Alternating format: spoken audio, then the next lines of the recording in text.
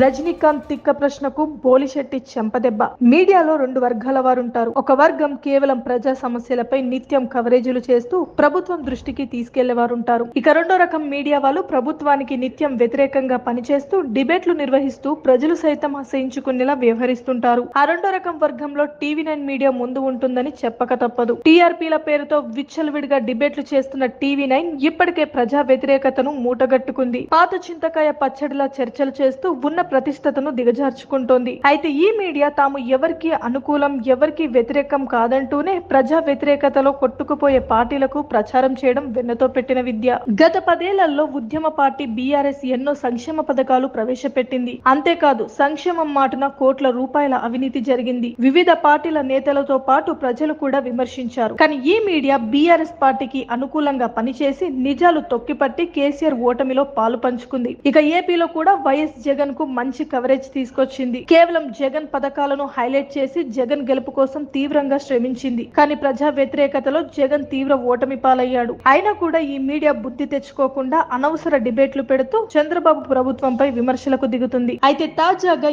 AP కూటమి ప్రభుత్వం ఏర్పాటై ఒక్కరోజు కూడా కాలేదు. అప్పుడే చంద్రబాబు కేబినెట్ పై విమర్శలకు దిగింది. తాజాగా టీవీ9 లో జరిగిన ఓ డిబేట్ సోషల్ మీడియాలో తెగ వైరల్ అవుతుంది. బాబు ఈజ్ బ్యాక్ అంటూనే చంద్రబాబుపై పసలేని ఆరోపణలు చేసి నవ్వుల పాలైంది. చంద్రబాబు ప్రమాణ స్వీకారం సందర్భంగా టీవీ9 వేదికగా రజనీకాంత్ ఓ డిబేట్ పెట్టాడు. దానికి బీజేపీ నేత జేవీఎల్ తో పాటు జనసేన ఎమ్మెల్యే బోలిశెట్టి కూడా పాల్గొన్నారు. అయితే రజనీకాంత్ కూటమి బంధం నిలబడుతుందా అంటూ చర్చ పెట్టి ఏమాత్రం సంబంధం లేని ప్రశ్నలు అడిగి నవ్వుల పాలయ్యాడు. రాబోయే రోజుల్లో కూటమి బంధం కొనసాగుతుందా, చంద్రబాబు పవన్ మధ్య సఖ్యత ఉంటుందా, అయితే రజనీకాంత్ కూటమి బంధం నిలబడుతుందా అంటూ చర్చ పెట్టి ఏమాత్రం సంబంధం లేని ప్రశ్నలు అడిగి నవ్వుల పాలయ్యాడు. రాబోయే రోజుల్లో కూటమి బంధం కొనసాగుతుందా, చంద్రబాబు పవన్ మధ్య సఖ్యత ఉంటుందా అని ఎమ్మెల్యే బోలిశెట్టిని అడగ్గా ఆయన తనదైన స్టైల్లో సమాధానం చెప్పి దిమ్మ తిరిగే షాక్ ఇచ్చాడు. అప్పుడే ఆ అనుమానం ఎందుకు వచ్చింది, ఆ ప్రశ్న ఇప్పుడెందుకు అడుగుతున్నారు, కేబినెట్ మినిస్టర్లను ఎందుకు తప్పుపడుతున్నారు అని ఫైర్ అయ్యారు బోలిశెట్టి. అంతేకాదు